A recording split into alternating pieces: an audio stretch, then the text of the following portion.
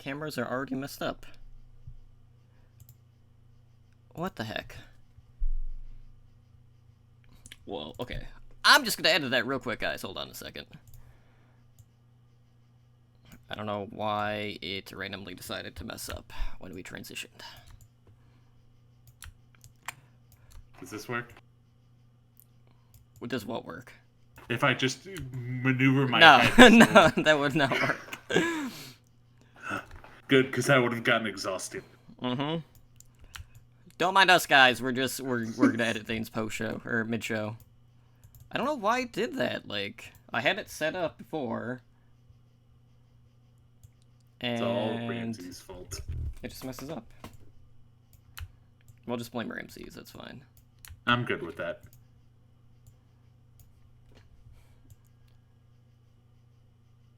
I don't know why he did that. That's so bizarre.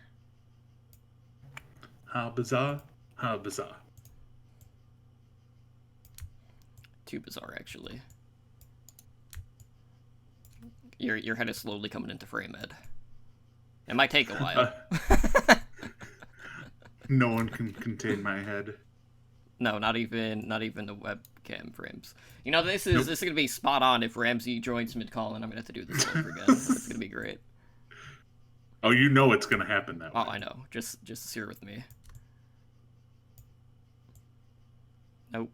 Don't move that.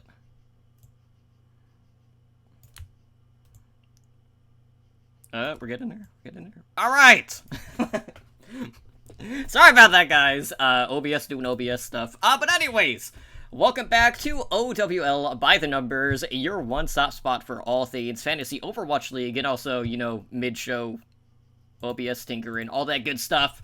I am your host, Tumbling Drunk, and tonight is episode 30. We are going to recap what happens in the play-in tournament. We'll talk about our experiences throughout the fantasy season in regards to the Unlimited Leagues over on High Noon Fantasy. And of course, we will preview week 1 of the Overwatch League playoffs, because playoffs are finally here. And, you know, we got a couple of weeks of fantastic matches ahead of us. But before we can jump into the agenda for tonight and introduce you to one co-host momentarily, another to join later, let me just take a moment to thank everyone who is joining us tonight on Twitch for our live show, and of course to thank all of our repeat listeners out there. So joining me tonight for now, I have my co-hosts Edinar and Ed. The play-ins have come and gone. Fantasy is slowly starting to wind down outside of pick'ems and a little bit of daily here and there, but how has this past week been treating you? Well, I've spent a lot of time in queue. So that's been super boring. But no, it's been a fun weekend. You know, I finished up fantasy football drafts this past weekend. Got all that stuff done. So happy with all those teams. You know, we're finishing up the Overwatch League fantasy stuff outside Pick'ems, where even that is, like you said, it's kind of minor. You're just picking the playoff games. We're not doing unlimiteds or anything like that. But, you know, it's kind of like wind down season before, you know, the NFL season starts. So this is good timing for the Overwatch League. Be like, all right, we're going to wind down right before the NFL starts. Because come Sunday, I ain't watching Overwatch League. I'm watching the NFL.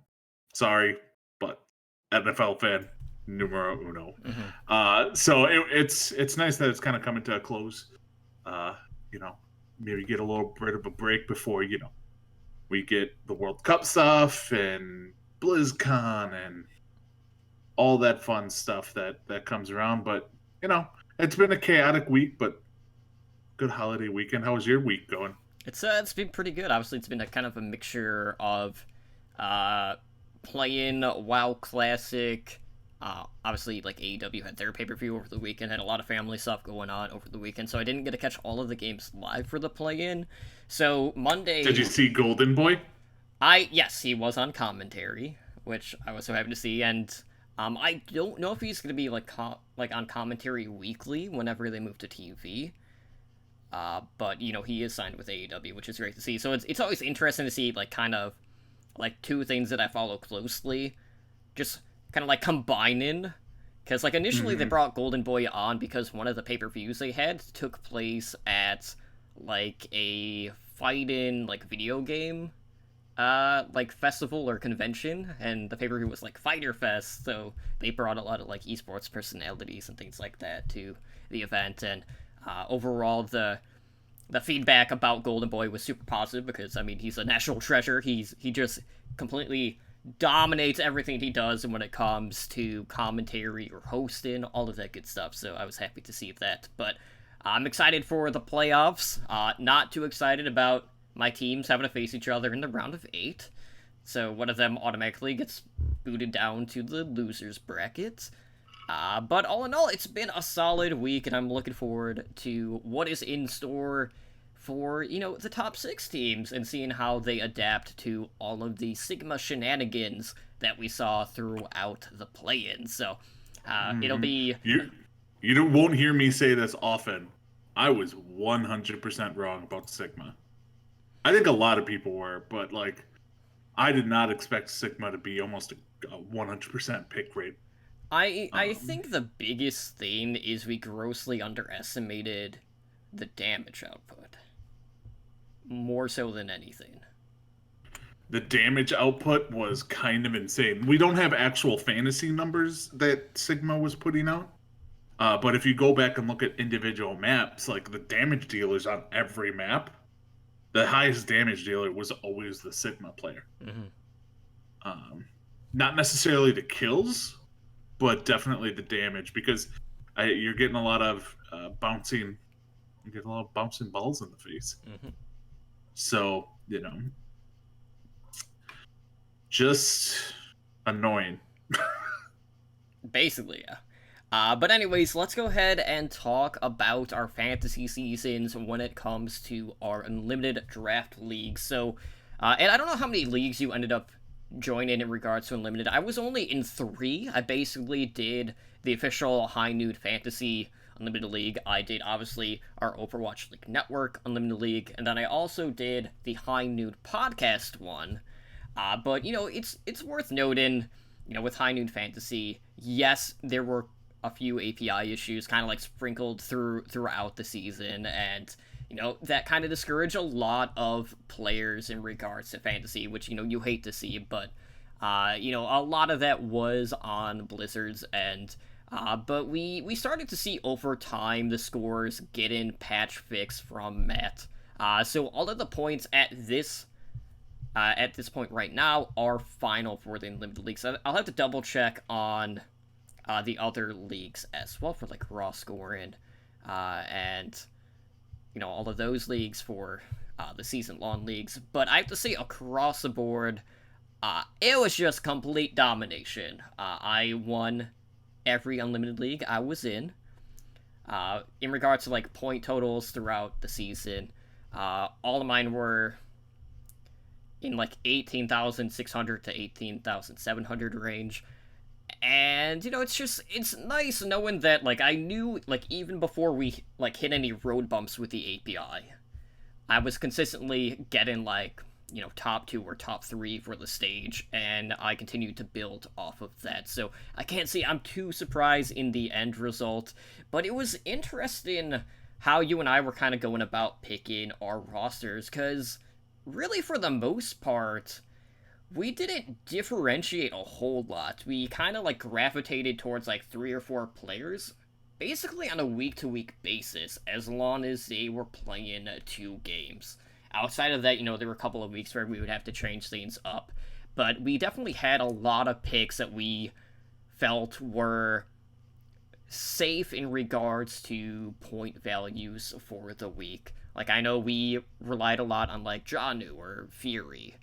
I know like Shaz was another big pick for us, throughout the year. Michelle put up some pretty monster numbers as like another off tank option, and a lot of us stuck with Sinatra, through the first 3 stages because of how crazy the Zarya points were.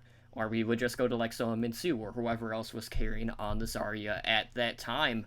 But how did you do like in regards to overall? Because I know you were in a couple of different unlimited leagues that I wasn't in. Like, I think you were in like the Hanjo Spark one, if I'm not mistaken. Yes, I was in the Hanzo Spark one. I mean, I did fine this year. I took fourth in that one.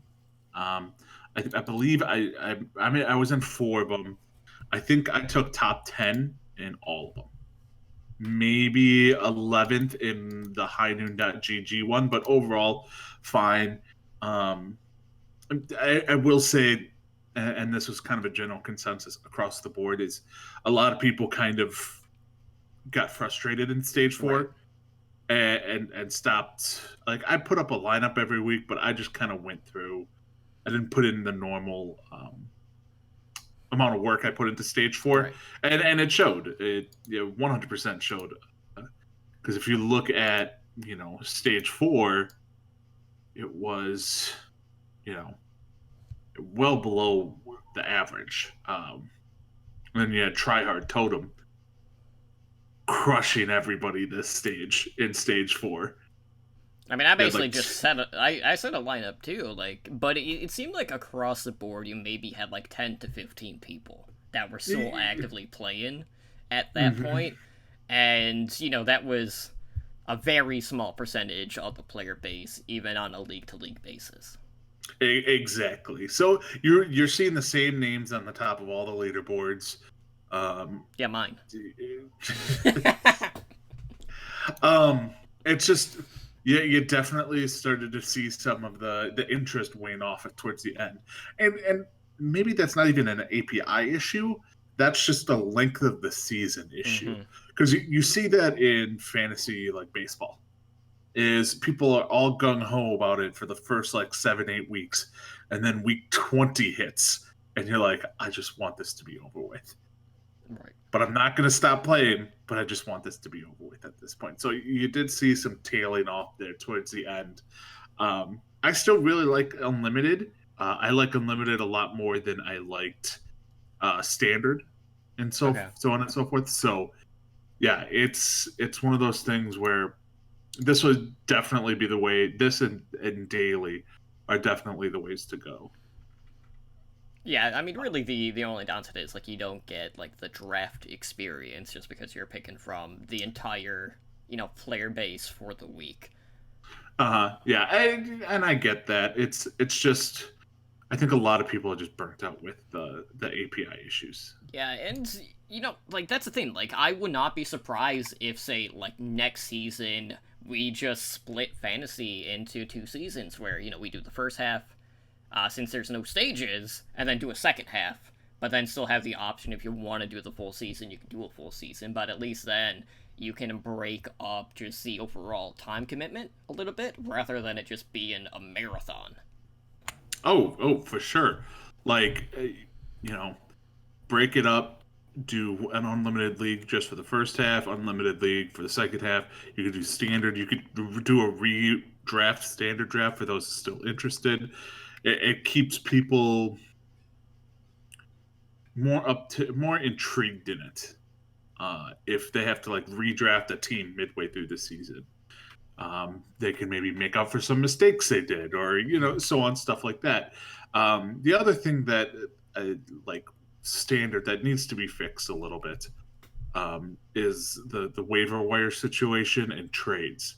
Mm-hmm. There wasn't nearly enough of that, and Right. that's just purely from like nobody really knew to look for it or knew to how to do it or stuff like that. So, but standard aside, because standard is what is its own two-headed horse. Like, people love and hate that at the same time.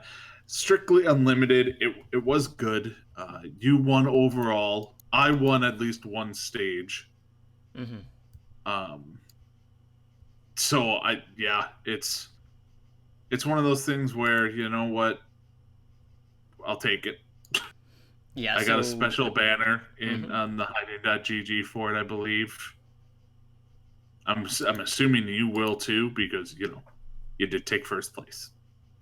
In the stage and overall. Yeah, not in the Hanzo Spark one though. Yeah, I wasn't in that one. Yeah, you would have won. I think you would have won a jersey. Oh damn. think that's what they said it was. I don't know. Or it might have been one of those, we'll announce the prizes at a future date type of thing. And then who knows if they actually will announce a prize at a future date. So. Right on. But in regards to our Overwatch League Network and Limited League, I'm just gonna quickly go over the top 5. I finish in first. I'm not gonna do the point totals, but everyone except you were above 18k. You weren't too far behind though. Like the differential between 1 and 5 was about 1,000 points.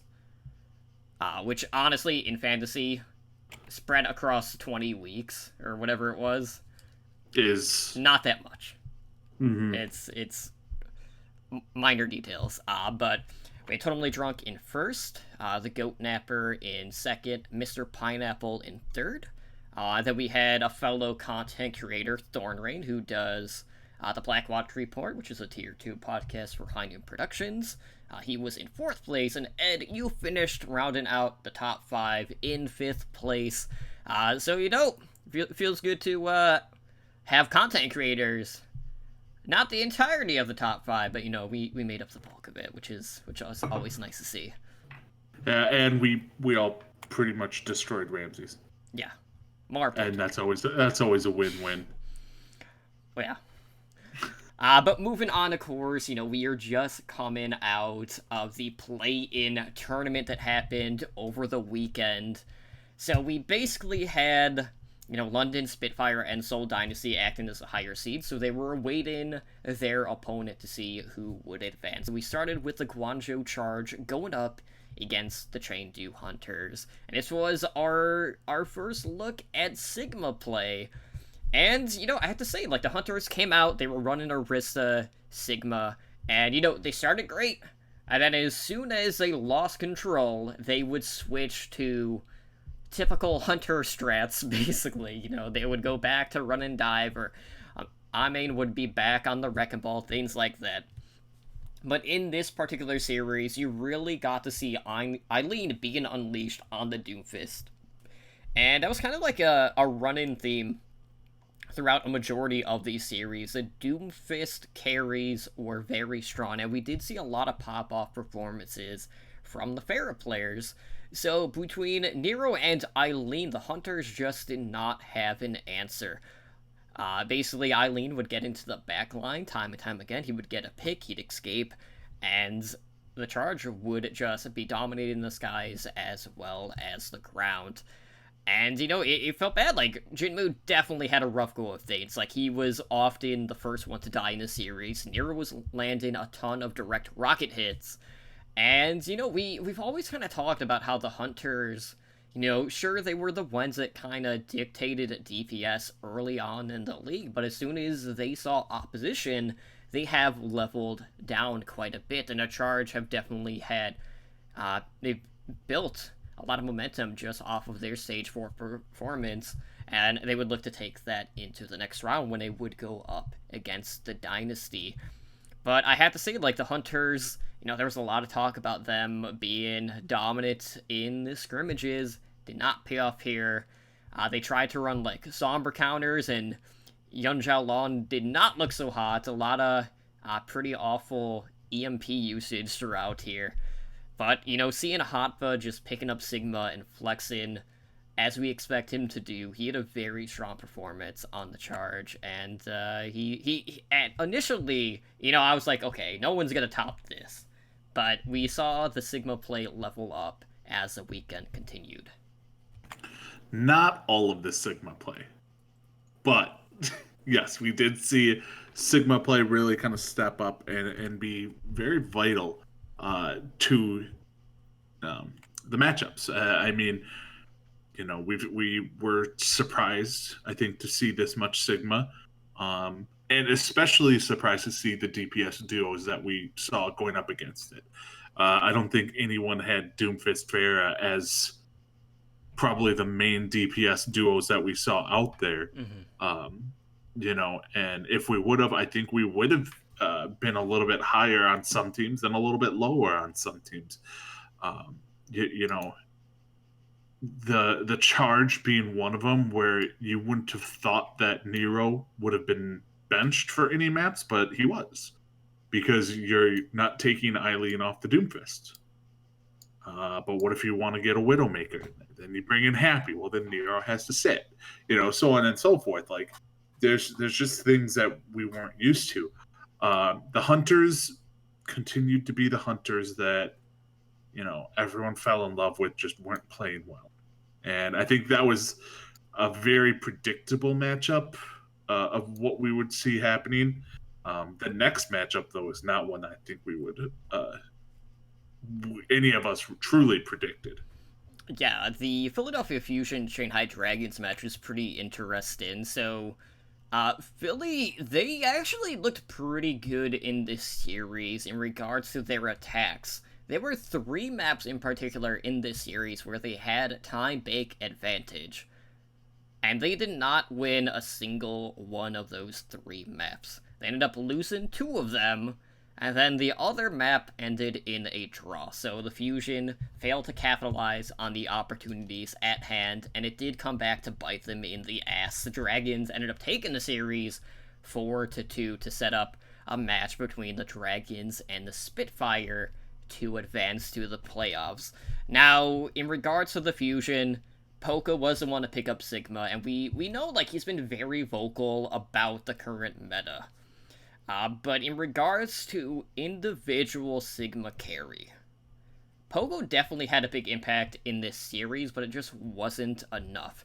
And a primary reason for that is because the Fusion opted not to really adapt outside of just adding the Sigma to their repertoire. They stuck with the Mei and Reaper strat that we saw throughout Stage 4, which was something that the Fusion were middling at best because they were a fairly average team in Stage 4. And when you put Carpe in a situation where he's on Reaper, he's not the usual Carpe. He does not have that carry potential. And one of the most telling moments in this series was when they were on Mecha base. They were on Control. And you had the Dragons who were running a McCree in this situation, and they had control of the high ground. And, the Fusion were opposite of them, also on the high ground. And the Fusion are just like, okay, we're going to stay here. And we're going to try to win a poke battle, as Ramses is going to come in and mess up the camera frames, which is fine. Way to go, Ramses. But basically, like, the Fusion are getting into this poke battle on the high ground, even though they don't have anything that can poke at range. And it was just one of those situations where I was just shaking my head. I was like, what the heck are you guys doing? You can't just stand there. You could rotate to the point. That would be one thing you could do. Force them to drop down. But they did not decide to do that. And it was just one of the most confusing things that I have seen.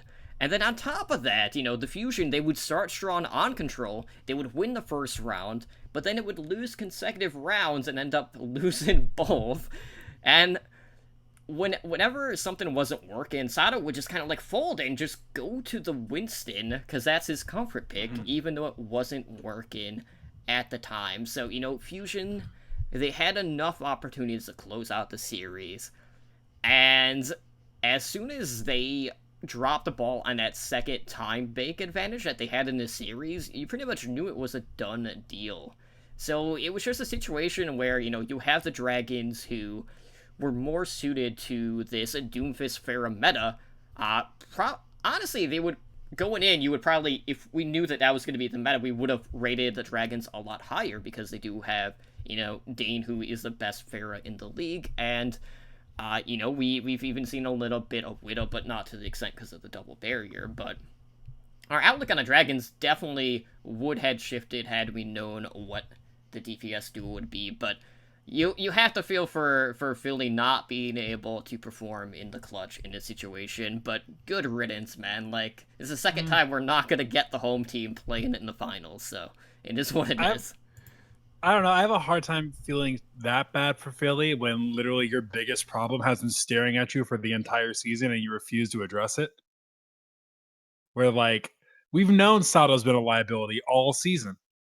And then even then, like, oh no, like, we're in a new meta. What are we going to do?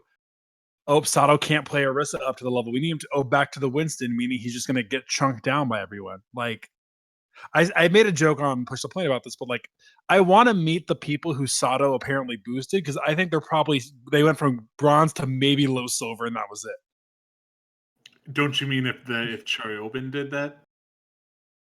Boom, boom. MMR Did you see that, Ramses? I did. Freaking Okay. Heated. No Smite was also gold. Like a bunch of pro players were all gold. No, I had a hard time feeling that bad just because Philly's been a team that we know can't perform up to it, and it just hasn't clicked. Yeah, I was just like I think a large portion of people picked Fusion to win just because Shanghai had looked so bad. Right. It wasn't like a hey, let's go Philly, you're gonna win. It's hey, Shanghai, you truly suck. Well, and Stage also 4. Shanghai has been a team that is so like more, I guess, like they've been so like outside of the meta. They've normally just done whatever they wanted. Right. So it made a little bit more sense that like they were going to struggle against a double barrier comp until they started playing pretty much 2 out of their 3 best heroes for DPS. It is not double barrier. It is the toe suck meta. No one is actually going to use that. Toe suck meta. It's not going to stick. And I do think it's interesting, though, and you'll see it as we go through the rest of the games, that it seemed like the prevailing meta was Doom, like, of course, like Orisa, Sigma, Doomfist, and then kind of the joke I heard was Doomfist and then whatever the other DPS wants to play. It seemed... It kind of seemed like it was Doomfist, Pharah, and then when Pharah became annoying, they'd switch to McCree. Mm-hmm. Depending on the map, they may play Mei. Mm-hmm. Some like Reaper as well King's for Row. control points. Some Reaper, but you saw a lot of Moira too. We did. And that's because you had nobody. It's her orbs go through shields. Like there's no better healer out there than Moira right now against double shields, and like no diva to eat the orbs. It's a no brainer. Well, we'll go into it as we get into the Soul game later, but I gotta give Soul credit, like the Moira and then a couple other and the DPS where they really shined this week. Mm-hmm. Mm-hmm. So moving on, that would set up the Shanghai Dragons going up against the London Spitfires. So we went from the prior 0-40 team going up against the defending champions. And, like, I'll be honest, like, in regards to matches that we have seen this season, this was easily top 3 or top 5. I wouldn't say it was the best match that we've seen, but this one went 8 maps. This was a long series, and I know when I was trying to play catch-up on Monday, and I looked at, like, the VOD times between this and the other semifinals, I was like, am I even going to be able to finish this and work on notes before the podcast? Because, like, you would add them together, and even, like, without fast forwarding, like, the VOD time was, like, 7.5 hours between the 2 broadcasts, and I was like, shit, really? Like, how long did these matches go? But what a surprise this series was. So, London did something a little bit different with their Sigma approach. Actually had their main tank picking up Sigma, so they had Gesture on Sigma. And then they had Fury swapping over to the Orisa, and the Spitfire were not the only team that adapted this, as the Dynasty also, did the same thing in regards to their tank line, and both of them, looked pretty damn good, even making that adjustment. But I thought it was interesting that we didn't see it at a consistent level or the same approach from every team. Because a lot of people just kind of thought, like, Sigma would be the off-tank job at this point, because he didn't really fit the main tank role. But it just comes to show, like, we have players that can basically come in and pick up anything, and I am not surprised that Fury was the first off-tank to do this, just because he's widely been touted as a top off-tank in the league. But to see him, like, landing the halt combinations that we saw, even on a character that he doesn't really play, like, I would not expect him to have that big of an impact on a hero that we just haven't seen in his wheelhouse.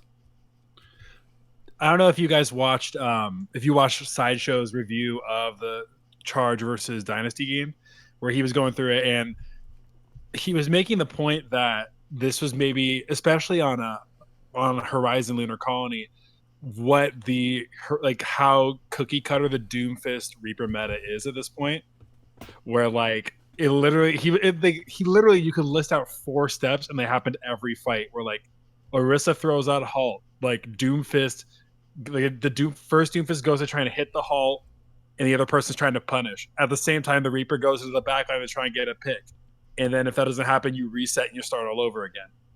And it also like it seemed a lot with this London game that what the Orisa play is actually a little bit different than we're used to seeing as well, where when you have a main tank on the Sigma, you're able to like that shield is so much more important to like manage and like put in different places. So it means that with the off tank, like Orisa more of an off tank role, you're really able to you're able to flex her utility a lot more with the Hulk.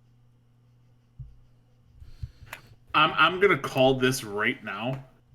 The most infuriating fantasy thing next season is gonna be the main tank, off tank, and the Sigma switches. Mm-hmm. You're gonna be like, okay, Fury would lose some fantasy value because he's on Orisa. All right, I'm gonna take Gesture, and then halfway through they're gonna flip flop, and he's gonna be on Reinhardt, and you're just gonna be like, okay, this is just infuriating. Stop it right now. Infuriating. Yeah. No. No. I gotta give credit, like London, specifically Bedosian, played his ass off that entire game. Like they're like the amount, like you could just see the clips of him just hitting these sleeps on like a nano boosted ding to just barely save a fight. I mean, even like, Izayaki, who was subbed in for the Dragons in the play-ins, was hitting sleep dart after sleep dart. I really wish we had a counter for all the sleep darts that we had in that series, because it seemed like every engage a sleep was getting landed on either side. At Captain Planet, how many sleep darts between? Mm-hmm. That should be the next thing. The next head-to-head. Karib versus Izayaki sleep dart off. They could set up some bots and, have some them hard Lucios. Yeah, or like Genji ultimates. Mm-hmm. And they have to get the most sleeps in 45-second time frame. Just put it no cooldowns. No cooldowns. Mm-hmm. There you go. See, this should work. But yeah, no, I'm in the same boat as you, Totem, with this matchup. Like, I was starting to watch it, and I'm like, what's going on here? Why is this at like 2 hours and 45 minutes? Like, I don't know what's gonna happen here, but it was worth every second of it. Like, none of us expected Shanghai to be good, but when you throw in hey, we have Doomfist Pharah. Oh, okay, so Ding and Youngjin are basically built for this meta. You did see some of the weaknesses come out on the Shanghai Dragons in this too, because their tank line did not look good. There's Envy. Probably need an upgrade from Envy at this point, and Gamsu just looked okay. You definitely saw some weaknesses from both sides. I think on the Spitfire, their main support. Yeah, you almost have to switch it up on a per map basis, because Quartermain, I liked Quartermain on Lucio. Was not a huge fan of him on Mercy. Mm-hmm. Maybe you put in Nuss for those Mercy, and then they could definitely do some things, because you want Mercy in there if you're gonna have Pharah in there. Yeah, there was a lot of Mercy positioning issues in regards to like going for a Resurrect. And I will say, like, the thing with London is this was a pretty telling series, because they handled the Doomfist pretty well. But Dane got a lot of value out of the Pharah, so I'm curious to see how they're going to try to balance that moving forward. Maybe we'll try to see them go more of the Dynasty route and just have Bird reign over on the McCree for most of this. But this was a really grueling series. Like, the camera would like point to Bedosian after the series was done, and he was shaking on stage. Like, this was an intense series. And you had Shanghai, who, you know, between the 2 days, they played 15 maps in the span of like 19 hours. And, you know, to bring it full circle, like, this is a familiar setting for this core that was built from Kondu Panthera, because it kind of like herald back to the Apex finals between Runaway and Kondu Panthera, which KDP also lost in an 8-map series, which also ended on Ilios, just like it did here. And, you know, lo and behold, it was also Wolf and Achilleos who ended up casting that final. So it's just like the perfect culmination and recipe for all of these things to happen. And, you know, this was really one that stood out, and it was easily the best match that we saw this past weekend. But across the board, like, you know, Koma definitely had a rough go trying to find positioning on the Mercy, which did hurt them. But Dean looked pretty good, and he really leveled up throughout the series as it progressed. So it was nice to see the Dragons, even after kind of like getting stomped in the first 2 maps, because honestly, like, when London went up 2-0, it looked like this was going to be over and done with. Like, it was going to be a quick series and we'd move on, but Dragons fought back, but they just couldn't get the job done. And I have to say, like, the highlight for me across the board was definitely seeing Prophet back on the comfort pick, back on Tracer, on Hanamura point B, when he was just completely unleashed on the Shanghai Dragons backline, destroying anything and everything in his sight. So it just comes to show, like, you know, Prophet and London, you know, despite kind of having an average season, Prophet has still been, in regards to, like, career stats, in the top 2, top 3 in almost every single category. So it really shows you his prowess. He's like Mr. October, but for August. Didn't the Yankees win with Mr. October? Prophet still could win. We'll see. The thing I wonder is if not Shanghai, excuse me. I really do wonder. Obviously, we know London has like the skill ceiling to be able to go to grand finals, and realistically, the teams that are in there, I think they have a good shot at winning. I wonder though if this. I still feel a little shaky with this team going forward, just because it does feel like there are times where the hero picking is suspect, like where they pick heroes that aren't necessarily going to do well. Birdering is still really shaky to me sometimes, where it feels like all of a sudden he just kind of gets out of sync from the rest of the team and he kind of is off on his own. And then I just don't know how often you can count on being clutch every single time when you're going up against your Vancouvers or like your San Francisco. That's my only concern, is I wonder if London actually has like the consistency to make it all the way. No, I hear that. Two things I want to point out from this series is, one, I heard a lot of the people complaining about how it was unfair to have Shanghai play and the maps back to back like that almost. Deal with it. Do better in the regular season. I mean, London got the seed, dude. That's how it works. Well, yeah, you have the biggest hurdle to get over. Regardless, even dating back to last season, Spitfire played 15 maps in a day, you know, and they still ended up winning. Yeah, I mean, so like anyone who complains about it, it's the playoffs to win it all. If somebody came up to you and been like, "We want you to play 12 matches, 13 matches of Overwatch in a 24-hour span, and it's going to be for a chance to win $5 million, however much the prize is," be like, no one would be like, "No, that's too many matches in a 24-hour period." Well, and it's one of these things where like it's another one of these divides that Overwatch, like, we as people who like who have been around traditional sports for a while, like we kind of understand. But it's these things of like, oh, well, like, why do people have a harder schedule than other people? It's like, it's how it is. It's sports. Not everyone can get a super balanced schedule.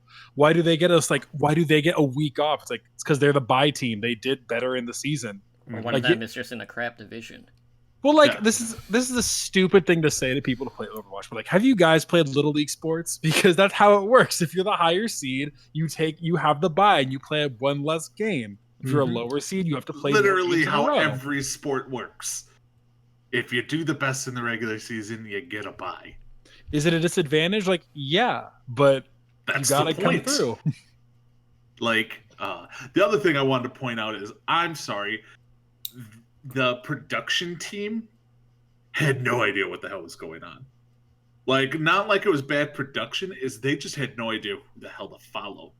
So the amount of times they're like, all right, we're gonna have this the Far Mercy versus Far Mercy, and we're just gonna show that, and we're just like, they're literally in the air away from the fight, just shooting rockets where they think the other's gonna be, and then all of a sudden, like, the point flipped, Mhm. and we're like, what just happened? Like, can we go back to that? I want to see that. Or they would follow Sigma too much. I noticed a lot of them following Sigma, and that was just not the right. They just were not the best at following specific.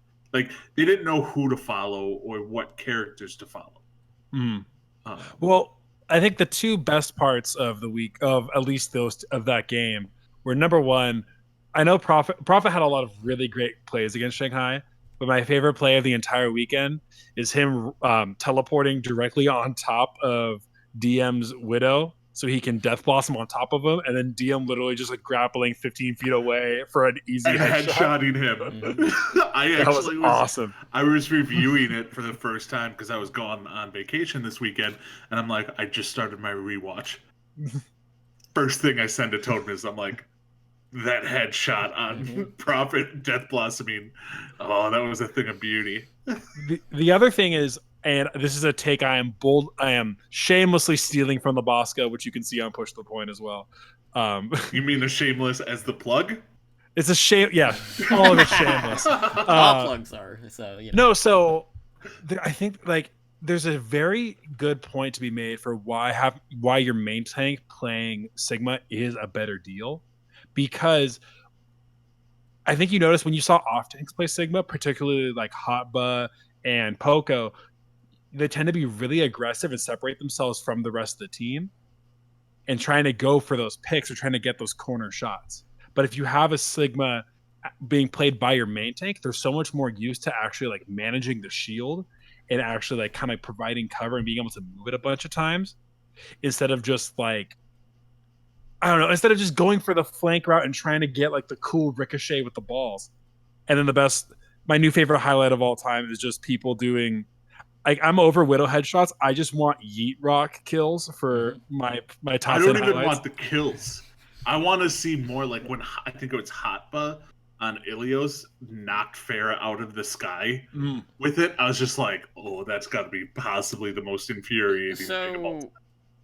I have a counterpoint to this, Ramses. And that's Marvel, who was playing Sigma for the Dynasty, who was also a flank Sigma. And playing Marvel very was great. aggressive. He was But, great like, this weekend. Usually it was the off tanks that were in that position, but like he basically took that approach in that set against the charge. And like I have to say, like Marvel to me looked like the best Sigma that we saw. Yeah.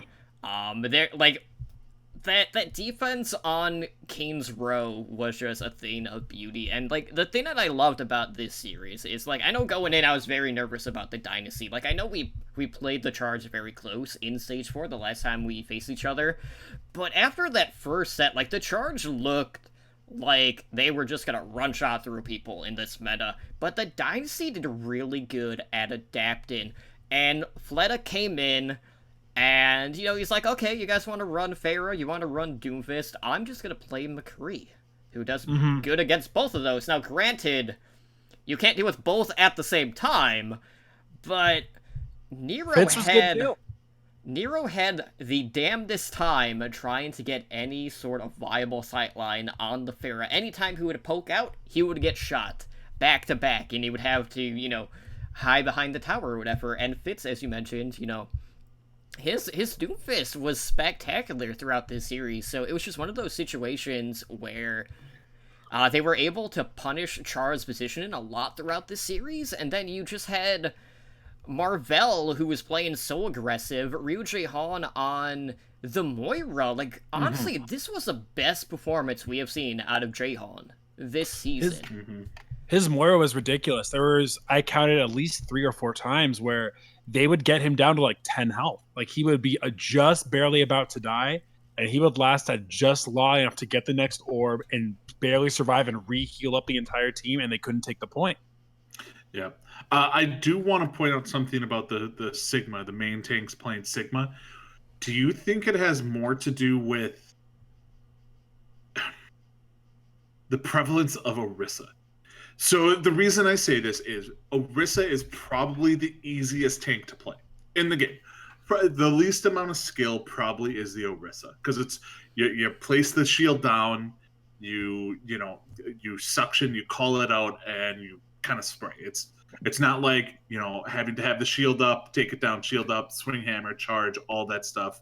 With other main tanks, they're basically going in and saying, okay, Marvel, Michelle, which one of you is the better Sigma? Because whoever's the better Sigma, we can just throw the other one on Orisa, and we're fine with Michelle playing Orisa because it's a less skilled main tank. I feel like this is kind of a double-edged discussion, because we have seen elite tanks who have had terrible cooldown management on Orisa. And then at the opposite end, we've had really bad main tanks, or someone that we would probably rank dead last across main tanks, not feeding his brains out when he's on Orisa because of the shield protection. So, like, I feel like across the board, it's been kind of inconsistent. Like, I don't feel like we've gotten a good, like, median, so to speak, on the Orisa play, but it seems like it has been an easier transition for the off-tank players. But I feel like this is just going to be on a team-to-team basis. Like, since a lot of these Sigmas have been taking this very aggressive approach, like, I would not be surprised if Super is going to be the one to play Sigma for the shock, because, like, how many times do we see Sigma chasing someone all the way back to spawn and just constantly throwing the shield forward, and then throwing Is there any chance rocks? Bumper is not on Sigma and is the most aggressive Sigma in the league? Bumper is a safe bet to be on Sigma, I think. I feel like it's going to be the Korean teams who all take that main tank mentality picking up Sigma. I like it. It's one other thing is, I mean, who knows what the meta will actually be this weekend? Again, we saw one weekend of a brand new meta. We don't know what's going to happen next week. Maybe Vancouver has another meta that they have in mind, and they're going to be running that to deal with the shield. I think we were all wrong, and Symmetra 100% not an option against the double shields. Yeah, outside of like teleport shenanigans to get quick captures on Assault, yeah, we were dead wrong. Like, Symmetra's issue was her survivability.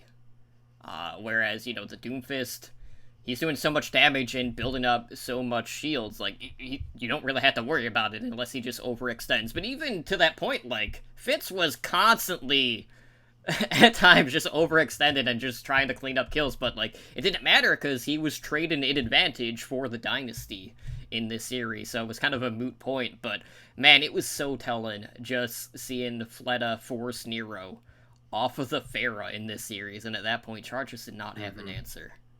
Do we think that maybe Soul would have had a better seed if they had, I don't know, started Fleta like more than half of the games? I feel like the biggest issue is Illicit is still a very young player. Like, we have seen some players really come in and struggle, like right when they turn 18. And, he was kind of put in that position primarily just due to Munchkin retiring. So, sometimes you're just not ready to get that call. And, there were some nights where he looked pretty good running the main, and then other nights that he just kind of fell silent. And when you have someone on the bench like Fleta, and, kind of a ravenous fan base like the Dynasty or Lunatic High fans, they want to see the Fleta meta come into full effect, and it took a little bit of time. But, with the Dynasty, we honestly didn't know when a change was going to happen because we've seen so many different looks from them. But I feel like if you're the Dynasty, you're just happy to be in the playoffs for starters, just because it's just like, we kind of joked about like, okay, how many opportunities are they actually going to give Seoul? When they went to the, like every single article was just like, no, guys, we're preparing for the season playoffs. Don't worry about the season playoffs. And then they would miss stage playoffs. Like, no, season playoffs, guys, season playoffs. Right. Yeah, I mean, I think they should have started Fleta the whole way. I'm one of those believers, but I don't think it was Fleta. Fleta wasn't the reason they won. Like, I mean, let's be real. It's Fitz is the reason they won this week. Like, Fitz put them on Doomfist back, and he carried. The rest of the Seoul Dynasty played very well. Don't get me wrong, but Fitz Doomfist was incredible to watch, and he was the character that they basically had to account for at all times because he was always in their backfield, always creating havoc. It's one of those things where he was the carry. I don't think they could have done that. I mean, I think they could have won. I don't think it would have been as decisive as 4-1 without Fitz. It would have been a lot closer.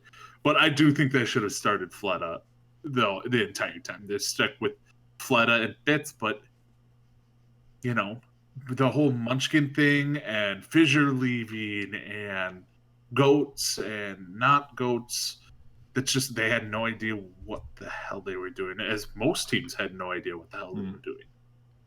Well, none of it is like a slight on Illicit either. Like, none of this is to try and say like Illicit bad. Ooh, it's more just like when you have a player, like you said, Totem, when we have somebody who we know is as good and can carry a game like Fleta, are you really doing yourself any, like, is it really in your best interest for him to ever leave the field? And Seoul has the history, of course, of running different lineups because because that's what they think is going to work that week. Like, even going back into last season, that's why we got Ryu J Kong for a week or two. But I know that's part of their coaching, but it's another one of those things that we obviously as fans don't know the whole story, because it's one of those easy like fan bets of like, why doesn't Fleta start every game? And another thing too is just like when you're looking at overall player performance, I don't like doing like knee-jerk reactions. Like, you can't fully judge someone based off of like one series. I live on knee-jerk reactions. This is what you're talking about. I mean, well, I'm talking about from the coaching perspective, because Illicit had his fair share of moments, but you're not going to know if something works unless you actually try it, and you want to give them enough time to get their feet underneath them at that point. But I'm happy to see the Dynasty move on. Rather upset that it has to come at the hands of them facing the Titans in a round of 8. So yeah, do we think they're going to move on from there? Or? The Dynasty? Who knows? Like, if I'm the Titans, just keep Bumper off of Orisa, please. Like, I don't want to see it. It's going to be a rough go, but what I saw to the Dynasty was very promising. Like, this is a team that could make a run in the playoffs. It's just a matter of how far can they get, because there's a lot of teams that have really stepped up as of late, and then other teams that have just been kind of on another level. But with the Dynasty, I feel like one of the best things about the team is they've just had this level of consistency. Like, it's never been like absolutely earth-shattering by any means, but they've never been like so garbage tier that they're not in the discussion. They're always just kind of there. And people just kind of have this mantra about them that they're just going to like flake out in the playoffs just because of like how much pressure they put on themselves to actually win because of that fan base. But it's not to like the extent of like what the New York players have to deal with. So there's always going to be a lot of discussion about them, like, well, now New York has 2 chances to pick up a win. Like, will they be able to get out of their own heads? We don't know, but it'll be interesting to see how much the adaptability of the Dynasty and the Spitfire are going to be able to propel them in the round of 8 and beyond. I do wonder. The thing with Seoul, and I'm optimistic, I want Seoul to take this from Dynasty, or at least like make a hard run at it. But it seems like, except like Valiant aside and San Francisco aside, every time during the season when we've been like, this team actually looks pretty good, they may have a chance to finally topple Vancouver. Like Seoul, it already happened to Seoul once this season. But like, this team looks good, they have a chance to beat Vancouver, and then it just doesn't work. Yeah, then Haxel gets unleashed. I wonder with Vancouver, who do we think actually plays? If we think Doomfist is like the staple of this coming meta, who plays the Doomfist? God, that's a good question. I honestly don't know. I mean, can Haxel play Doomfist? I just wonder what else you do. Haxel is primarily projectile. Yeah. A I'm fist just is trying to think of a way to keep Haxel in there. Because I want Stitch in there, too, for his McCree play. Mm-hmm. Like, a complete anti Yeah, I think counter. in this case, you have to stick with your gut and look for a Haxel to be your carry. Does Janu play? Janu would probably be on Orisa. I think so. What about do we really think Tizzy's going to come in? Tizzy and Bumper? You get Tizzy to come in and play Orisa, and Bumper on Sigma. So like you have to start thinking of two main tanks coming in. If your main tank is going Sigma, I think that's too much of a risk if you're getting forced off with that, because then you're not gonna have the flexibility. But we've seen Bumper on Hanzo. That's last time.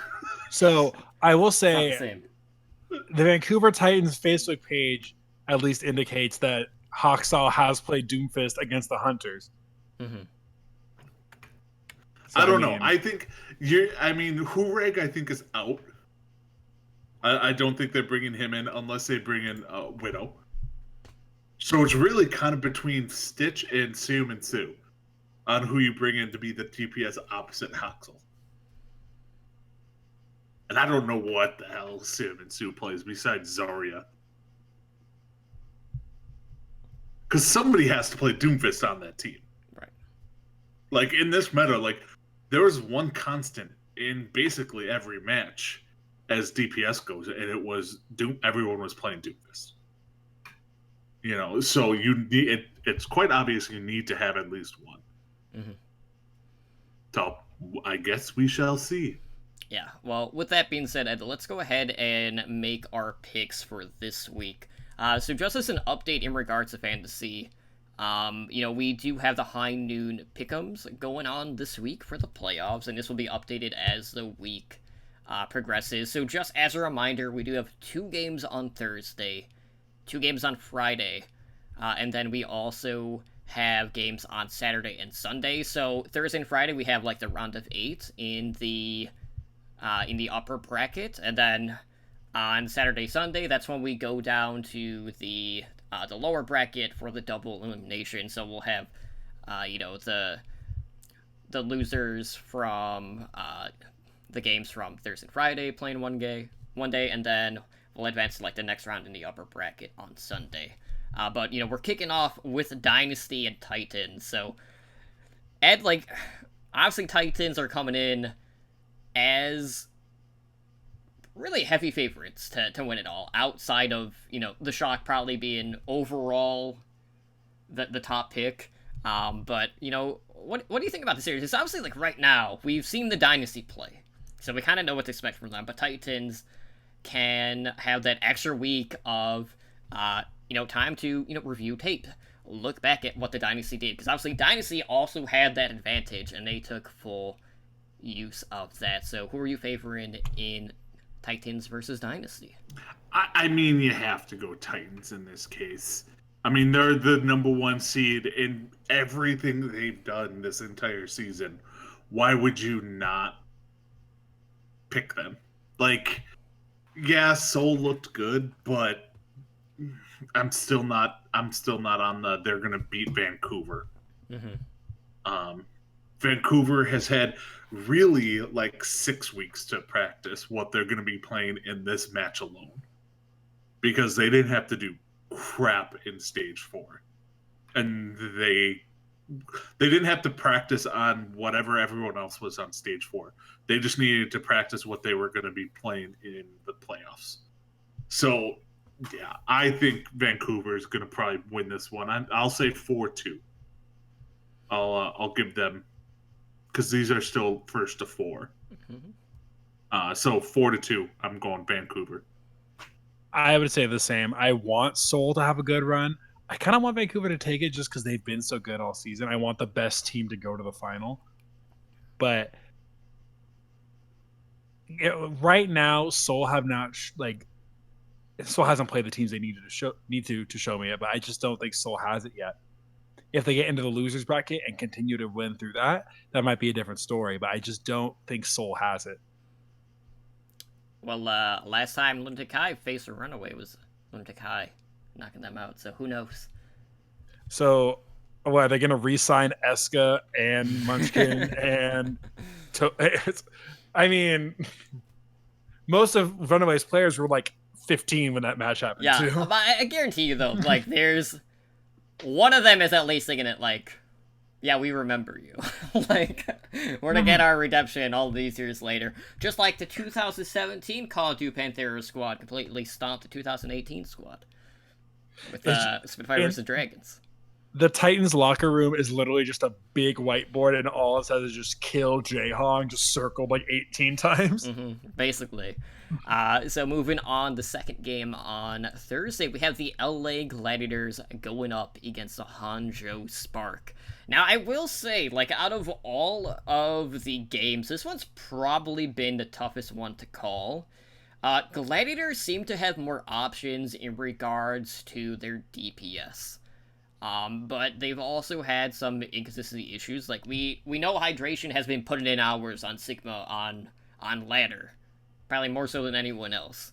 But he can also play Orisa, too. He can't play Orisa, but he's also known as Projectile and can play Doomfist. And then, Surefour plays literally everything. So, honestly, don't know what DPS is going to be picking up what in regards to the Gladiators. And as for the Spark, I will say...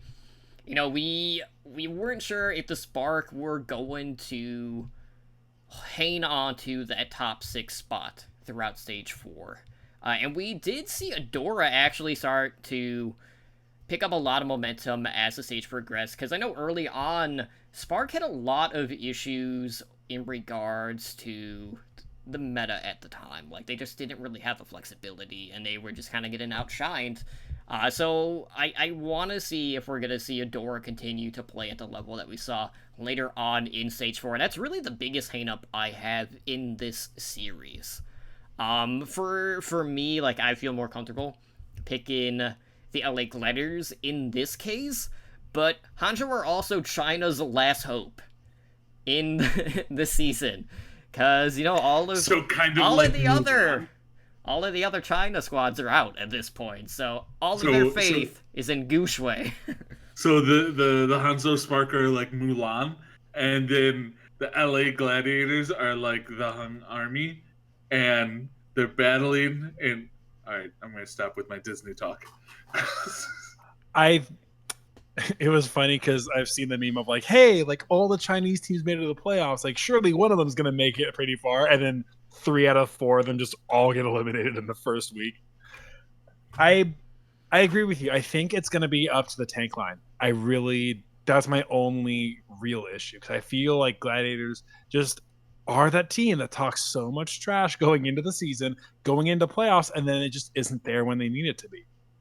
And for how confident they were in having the 2 best DPS in the world, quote unquote, and then... Which is that's my favorite thing of we have the 2 best DPS in the world, and then just getting like beat by Houston the next game, beaten by other people the rest of the series, like the rest of the stage. I don't know. I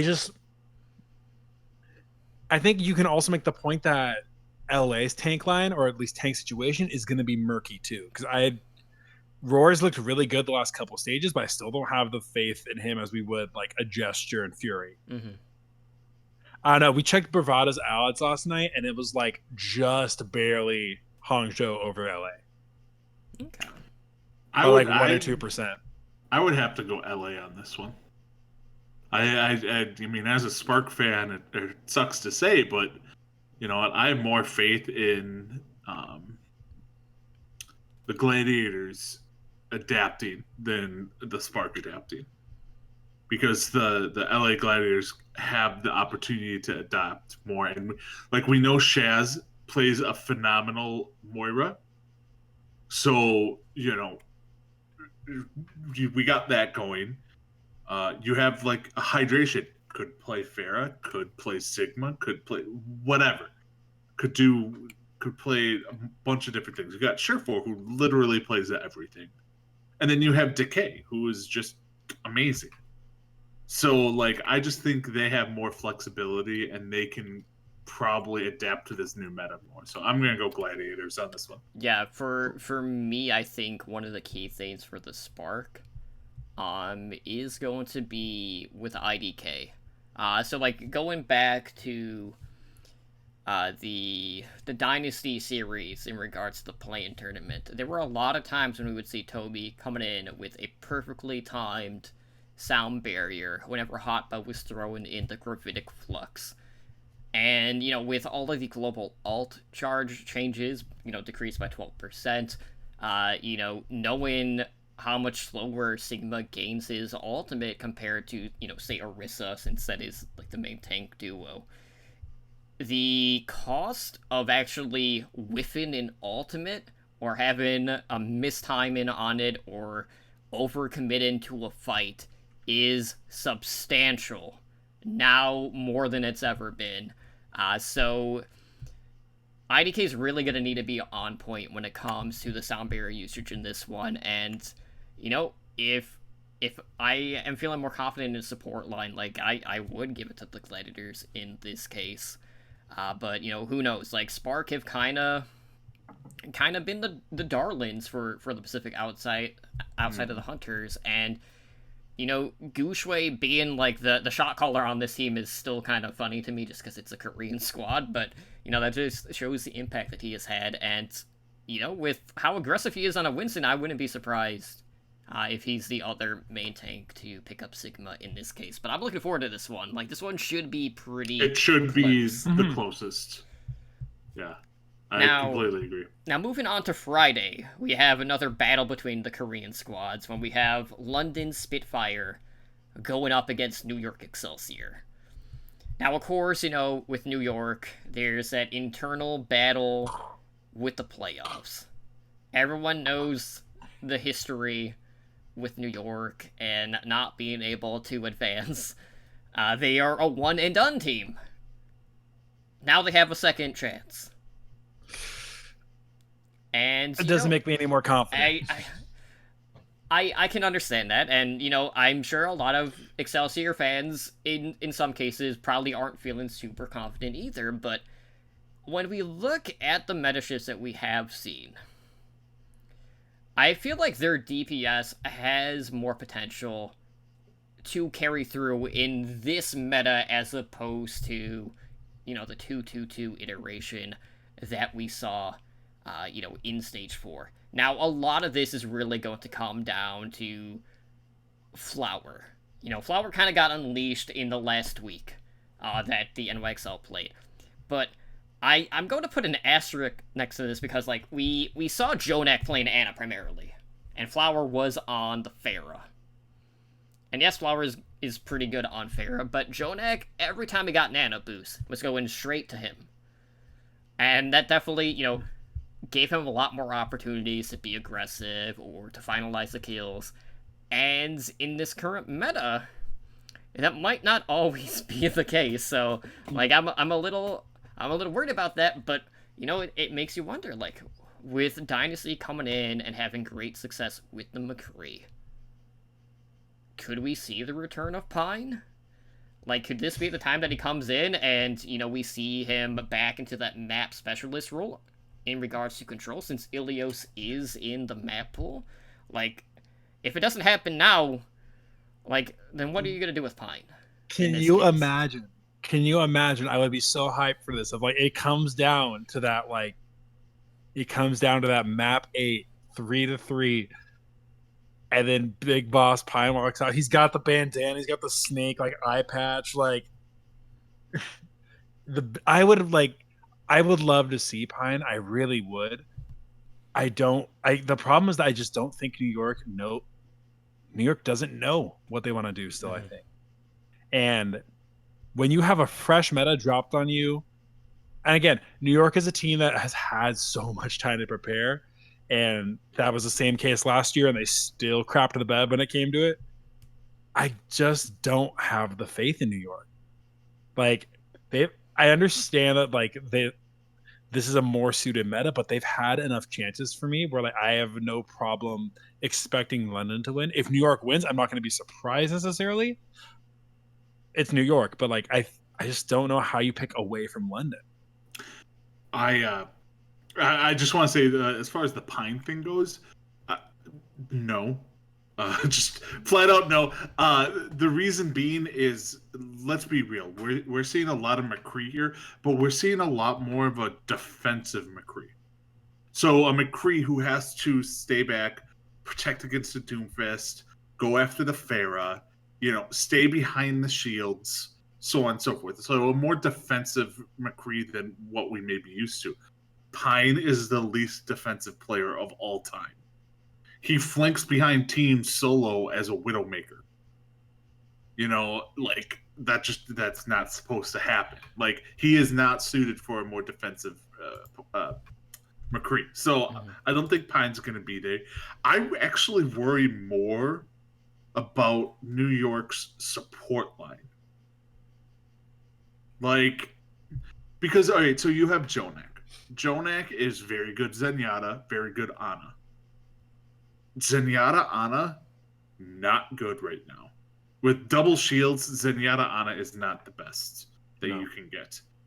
So he would probably have to play Moira. We have zero idea how his Moira is. We can imagine it's fine because it's Jonak, but we don't know if it's anything like actually game changing. Exactly, and how much can we trust Jonak to be the de facto main healer? Because let's be real, they'll probably have a Far Mercy, so he'll have to heal the rest of the team by himself for the most part. So is he going to be throwing out more of those, damage orbs than the healing orbs? Because he is known as a fragger. So I worry a little bit about their support line in this as well. So, and their tanks have not been bad. It's just they're playing below last year. Like, if I can see any series being a 4-0, it's this series with the Spitfire over New York. Like, I want to get your guys' honest take on this. Like, do you feel like because New York is in a weaker division that they don't feel the necessity to put forth the complete effort, knowing that they could basically ride whatever and punch a ticket into the playoffs no matter what?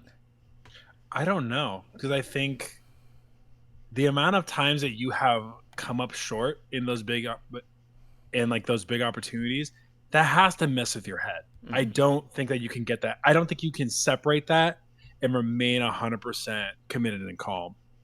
I think you saw this time where even towards the end of the season, at this time last year, like they were straight memeing. They were playing like super generic comps so they wouldn't give away strats. I mean, they did that against Titans. Let's be real. Like, that game was an absolute cluster F.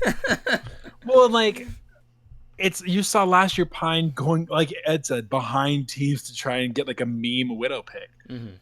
I don't think they can, like, they've definitely gotten in their heads at this point. I don't know. I don't think I would trust that the coaching staff, at least this time, would not let them coast. But I mean, I guess Totem's point is they're in the Atlantic Division. It's not coasting.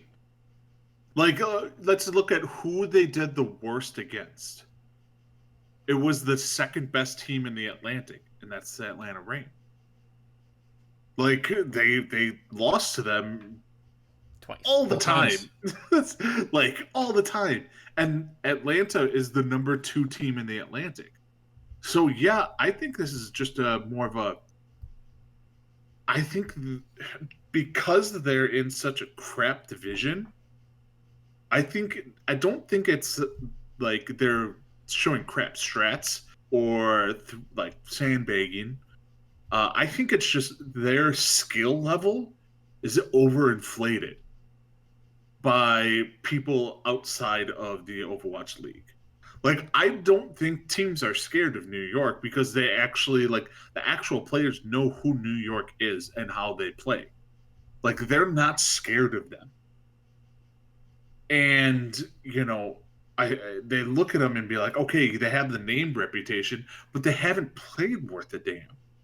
They did good the first 2 stages as GOATs. They did horrible stage 4. Like, they don't know what they're doing. Everyone and their mother seems to be beating them outside of the Atlantic division. So I in my mind, the New York Excelsior are not a top 10 team. Right now, they are not a top 10 team.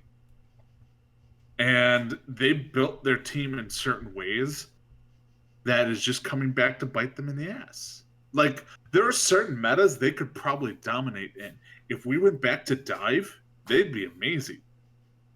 But we're not in the dive meta. I mean, we've seen a little bit of double sniper, and we thought they were going to be great. Mm-hmm. I mean, we don't even know who's going to play. That's what I've been wondering: is who do you even run? Libero. Of course. Well, like, here's the thing. With how prominent Pharah has been, and knowing that London struggled against Pharah, you had to start Flower. Mm-hmm. And Flower's been good these last couple games. Why not start, like, would you really start SBB over Flower? Probably not. Like, you probably start Flower and Libero. SBB goes to the bench, and let's be real, probably done at the end of the season. And then Pine is on the bench, and then it's what do you do with Nene? That's the real question. Would anybody here be surprised if we saw Nene in there on Sigma? No. But New York's done weirder things before. I mean, Like, New York's run entire players players from one stage. Well, the thing is, Nene, before he took over for Flower, he was a tank. Mm-hmm. So you know he can, if need be, if they want to be like, screw it, let's switch to dive, he can hop on the Diva. So I would not be shocked if Nene is your Sigma for the New York Excelsior. And I would welcome that because you know what? They need to change things up on that team because they've been on a downward spiral. And bringing Flower and Nene is like a resurgence into that team that they desperately need. And then they can carry Flower again, just like he did in Excel 2. Yep. And then they can. Well, the only thing is, then New York Excelsior needs to play an NA team, and then Flower can just stomp them. Oh yeah, that's what it is. But they're facing London, so that doesn't count. But anyway, so the last game we have on Friday is Atlanta Reign going up against the San Francisco Shock. Now, I'll be honest, like this one, I don't care who wins or who loses. I have complete faith that both of these key teams can make a deep run on either side of the bracket. Like, you have the Shock, who have been adapting to every meta in kind of like their own way. Really, not a lot of people are kind of like mirroring the success that Shock have kind of like approached different situations. And then you have the Reign, who, you know, kind of were like, yeah, you know what, we're gonna just throw Baby B on Symmetra and just run with it. Which worked really good. I don't know if it's gonna work now, just based off of what we've seen so far. But the Reign have so much momentum going into the playoffs. You know, they picked up 2 wins against garbage teams. They took that extra week to prepare for the playoffs. They locked in top 6. And, you know, sure, you drew Shock in the first round. But when we talk about teams that have the biggest upset potential out of the field, Reign are at the top of that discussion. So would I be absolutely flabbergasted if the Reign would beat the Shock? No. But I don't think that this is going to be a series that one team is just going to get styled on. I think the Shock are probably going to take it 4-2, like if I had to take a pick. But the Reign are, their tank line has been kind of in a weird position because like FRD's really been stepping up as of late.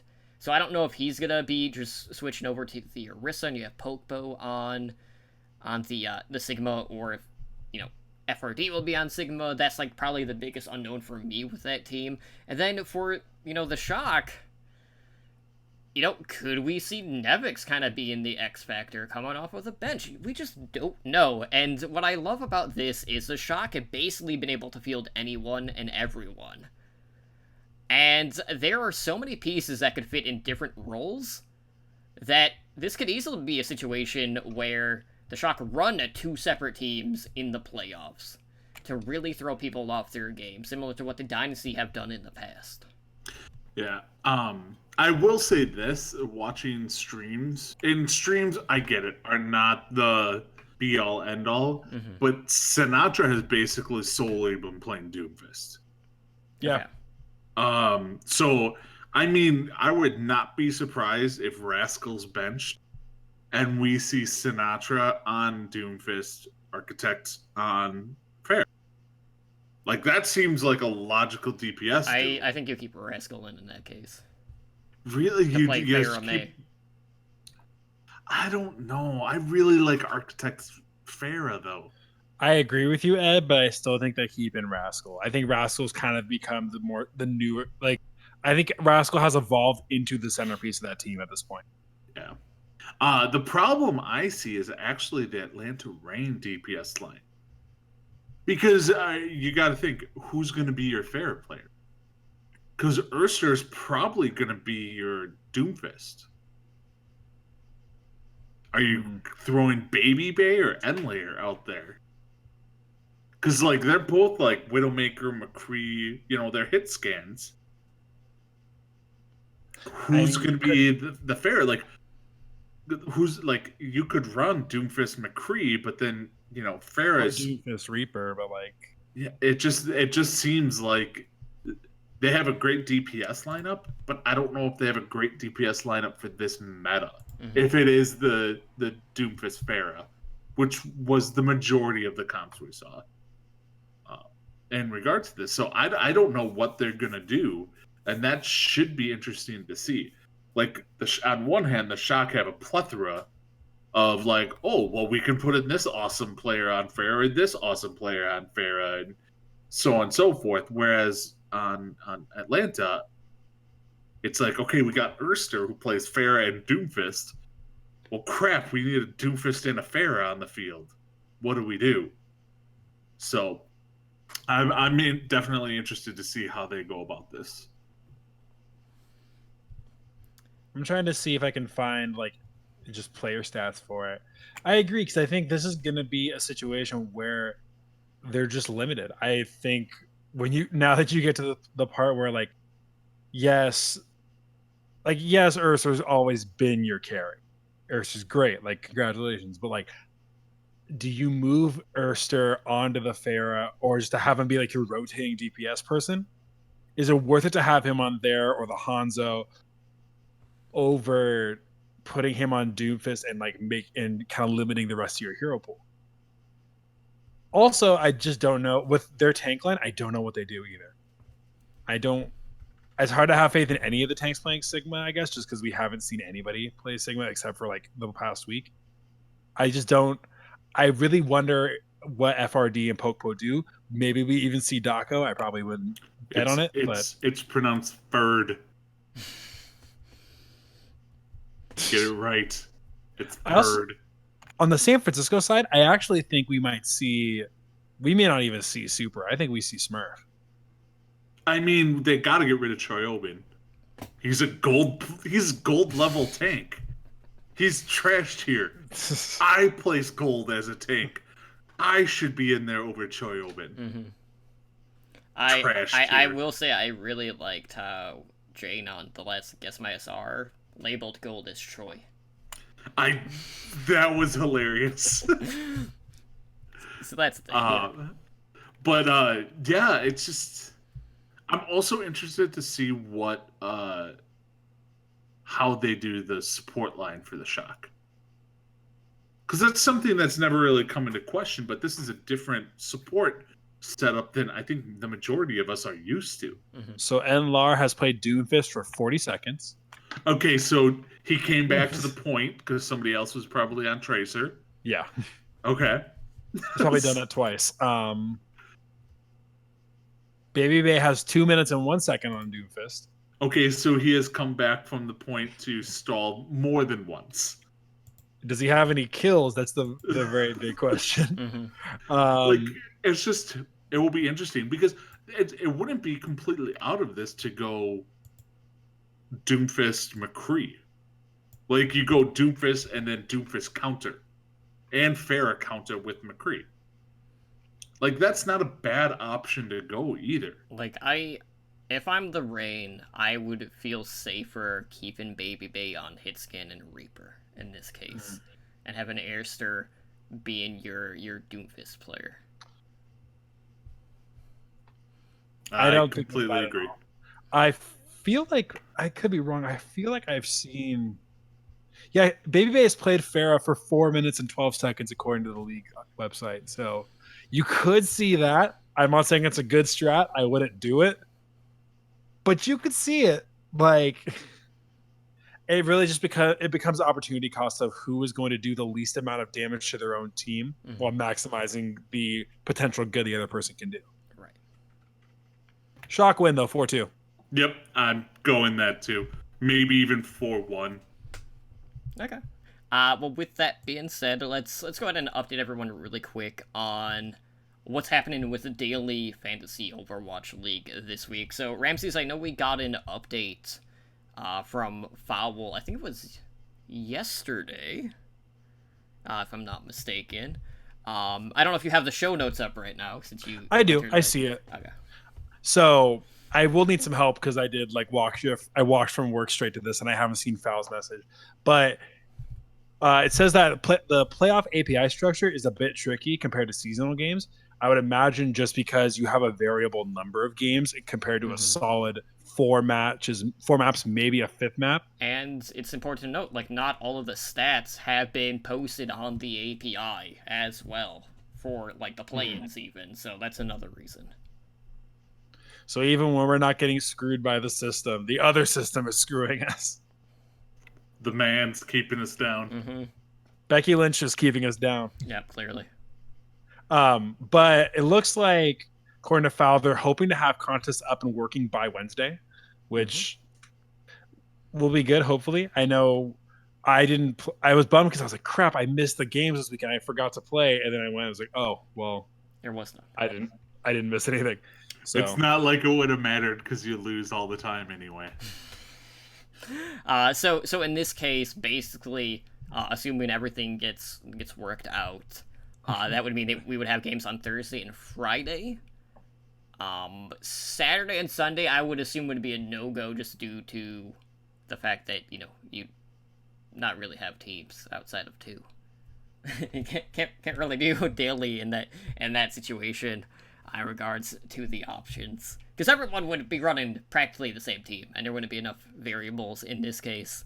Pretty much. In order to make that happen. But keep an eye out on, Fantasy OWL in regards to, the stuff getting posted on Wednesday. But the matches, again, are Thursday through Sunday this week. But I know we're running long, so let's go ahead and close out the show for tonight. So if you guys want to help us out, the best thing to do is to head over to iTunes and share a review. We're always looking for insight on how we can improve the show. We do have our podcast directory, which is an Overwatch hub for basically all things Overwatch, Overwatch League, Path to Pro, Fantasy Overwatch League, even though, the season's kind of winding down. But every Sunday or Monday, we release the episodic listens for the prior week. So be sure to follow Overwatch Recall on Twitter for the latest news at OW Recall. Now, if you would like to support our podcast network, we have a couple of different things you can do. Right now, it is September on Twitch. And, we do stream pretty regularly. So you can throw us your Twitch Prime subs, you can throw normal subs at us on Twitch at a discounted rate this month. And then, of course, we have our Patreon page at patreon.com/OWL Network. There we have tiers starting at just $1 a month, so you too can join the likes of our master and above patrons, Blazabob, Brendan, Jay-Z, Owl, and Kesha in helping our network grow. Jay-Z is a I love that you're just calling it Jay-Z. Like, all these, like, Ednar cannot pronounce their names. We're just going to go ahead and call them what Ed calls them. Wait, so Hove is a backer of this channel? Jeez. All right. We're leveling up as you know, we're just waiting for the sponsors to roll in at this point. Yeah, next up is going to be Yeezy. I mean, I'm from Chicago. I mean, so, you know, he's gotta... As is everybody who follows Overwatch. Apparently.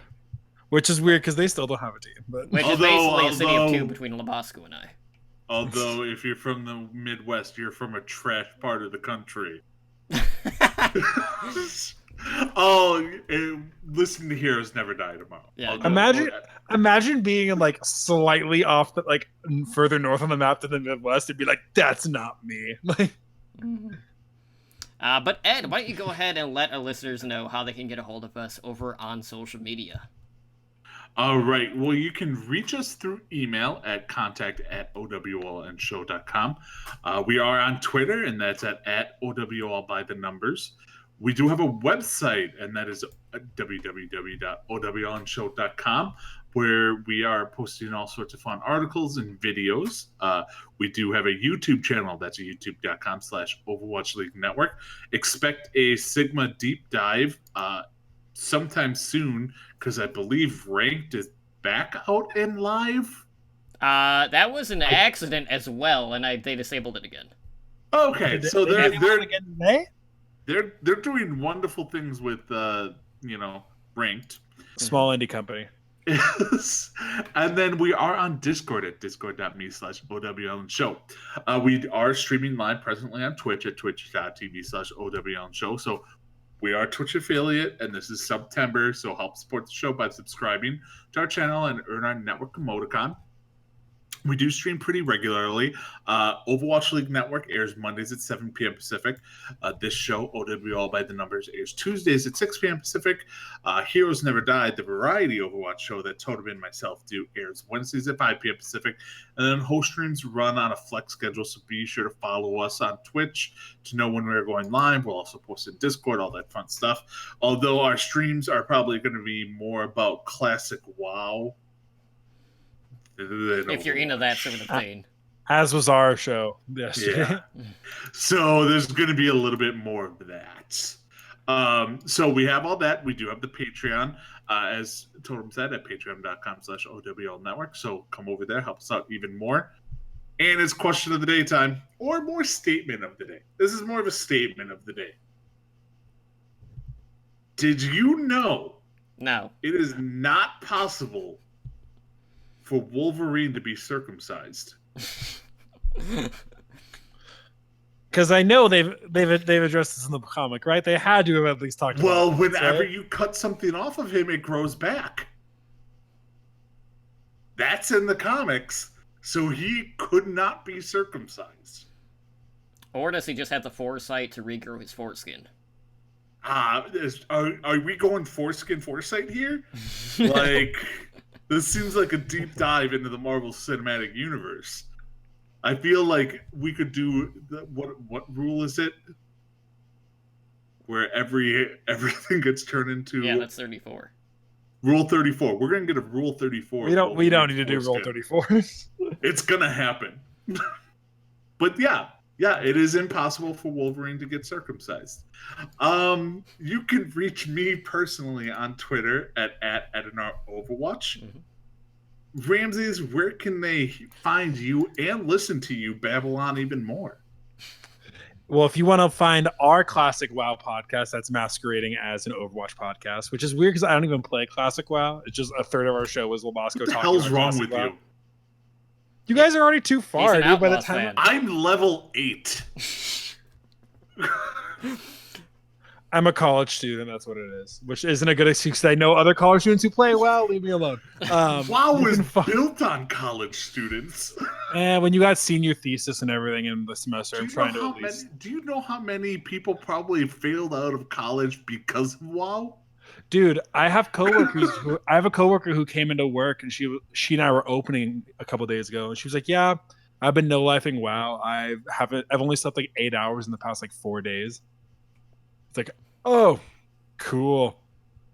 That's Sounds great. about right. You can find me on Twitter at Ramses_OW. You can find my show, which I shamelessly plug a decent amount.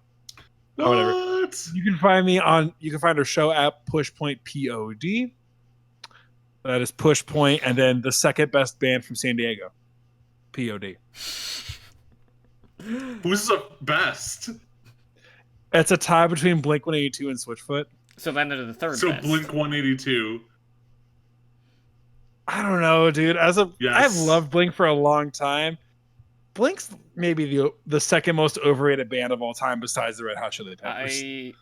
I What did will you just say? I mean, if we're comparing the bands live, one of them is far better than the others. Whoa, no. Let's go back to what Ramses just said. Having seen both, yes, Tom is awful live and is yes. Okay, you just called the Red Hot Chili Peppers the most overrated band of all time. No shame. Can you tell me what one song by the Red Hot Chili Peppers is actually about? Oh, come on, how many? Except for the one where he shoots up under the bridge, or the other one where he shoots up and does questionable things, or the other one where he shoots up and does questionable things. So they do songs about drugs. I'm just saying the same way that Fleta deadlifts the entire Soul Dynasty behind him, John Frusciante deadlifts that entire band with his guitar work. You're gonna burn in hell. So if you want to hear more about, terrible life choices, on Twitter and whatnot, be sure to follow me on Twitter at Totally_DrunkCTR. And with that being said, guys, that will do it for us here tonight on OWL by the Numbers. This has been episode number 30. I've been your host, Totally Drunk, joined this week, for the most part, like 100% of the time, with NNR, and then, for like half the show, Ramses, and we hope to see you guys back next week. Take care and have a good night. Later.